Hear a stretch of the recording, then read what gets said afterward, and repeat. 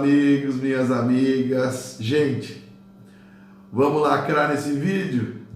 Hoje eu aprendi com meus filhos essa expressão que a garotada usa, lacrar, né? Lacrar. Velho eu não posso usar porque aqui nesse consultório só tem velho, né?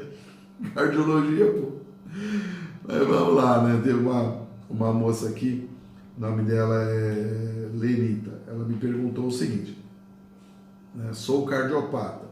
Quando tinha 23 anos, fiz uma troca de válvula mitral biológica. Em 2017, fiz uma retroca mitral biológica por opção e plastia na tricúspide. Tive algumas complicações, pneumotórax, tive que tomar choque para regular os batimentos, tomo carvedilol. Nunca entendi muito bem para que serve. Não gosto de tomar remédio. Não você, mas ninguém no mundo, né, querido? Vamos lá. Explica para mim, por favor. Obrigado. Deus abençoe. Muito obrigado. Vamos lá, vou tentar te explicar.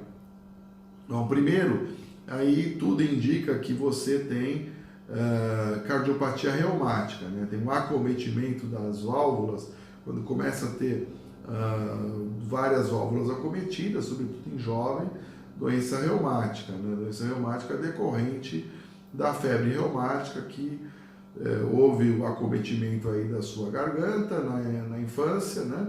Não foi usado antibiótico devidamente e você criou uma memória imunológica entendendo que a sua válvula é um corpo estranho, então vai havendo uma degeneração progressiva do aparelho valvar, aí, tanto mitral, aórtico, tricúspide, que culminou na necessidade da cirurgia, né? Você fez uma troca de válvula por uma prótese biológica e depois uma retroca, quer dizer, provavelmente a válvula estenosou de novo e houve a necessidade da retroca, né? As complicações do pneumotórax, provavelmente relacionado, claro, ao pós-operatório, né? Drenos, etc. E você fez arritmia, provavelmente uma fibrilação atrial aguda, né? Uma fibrilação atrial no pós-operatório, possivelmente pela distensão atrial, os ventrículos insuficientes, provavelmente, né? Somente na troca mitral, você tem uma dupla via de saída, no caso, se for por refluxo, por exemplo, você tem a aorta e o átrio esquerdo, né? Você está contraindo e às vezes você trocou por refluxo, eu não sei direito os dados, né? Mas a princípio você teve a fibrilação atrial e foi cardiovertida eletricamente, tendo retornado ao ritmo sinusal. A princípio foi isso, né? É uma estratégia eficaz, é muito utilizada e é recomendado mesmo. Mas se você teve fibrilação atrial, por que teve? Porque o átrio é muito grande, porque era um pós-operatório, ou porque tem insuficiência cardíaca, levando uma sobrecarga da PD2 ventrículo esquerdo e sobrecarga atrial esquerda, ou disfunção diastólica, enfim, precisaria ver certinho, né? Mas o remédio ele é utilizado no sentido de controle da frequência cardíaca, se você tem a fibrilação atrial, mas não parece ser o caso, né? No sentido de controle da frequência, controle do inotropismo e tem um efeito aí benéfico no que diz respeito à insuficiência cardíaca, com comprovada aumento da sobrevida em pacientes cardíacos, né? Então, o beta-bloqueador dos remédios conhecidos é o que oferece o melhor tratamento para aumentar a sobrevida, a expectativa de vida ou dos pacientes com insuficiência cardíaca sistólica, quer seja aquele paciente que perde a força de contração do coração, porque houve geralmente nos valvulopatas aí uma dilatação ventricular, um remodelamento, né, que a gente chama, e aí vem toda a sorte de adaptações em geral culminando com a insuficiência cardíaca, que não é bom, mas eu te oriento sim a seguir os conselhos do seu médico. Pelo amor de Deus, não pare de tomar o carvedilol, 2 tomadas ao dia. Não é o único remédio, existem outros remédios para a insuficiência cardíaca, incluindo beta-bloqueadores. Não gostaria de tomar só um por dia.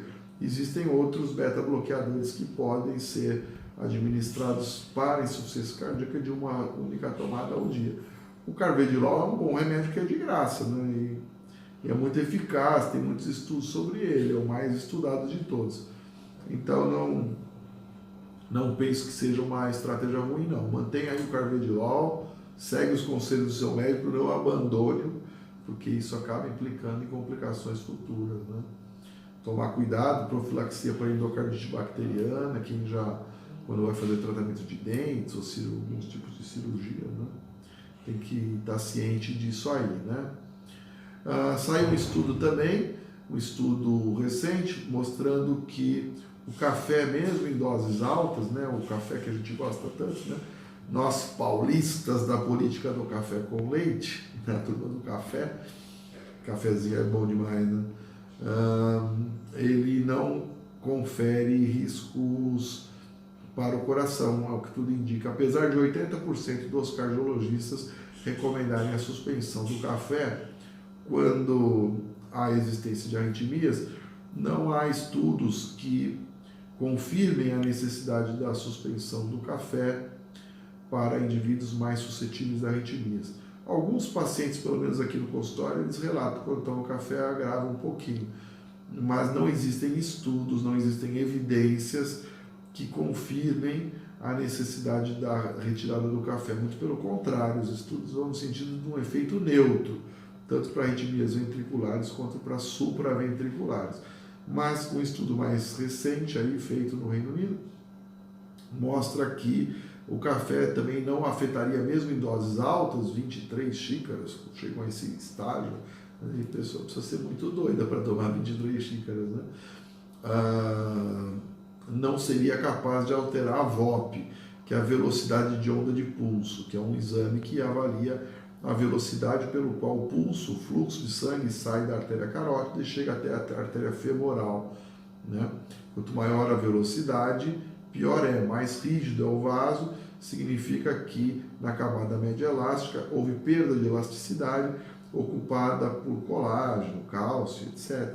O vaso fica mais duro, a velocidade aumenta e, portanto, implica num pior prognóstico em doentes hipertensos, né?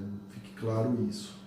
E aí a gente vê que no resultado do estudo não há alteração na VOP, na velocidade de onda de pulso, que é bom, mas convenhamos que era algo que a gente já tinha uma certa ideia de que isso pudesse ocorrer mesmo, né? Não há... Inclusive, eu gosto da VOP, sim, eu faço aqui no consultório, tem alguns pacientes que fazem, no sentido, muitas vezes, de avaliar o grau do stiffness vascular, né?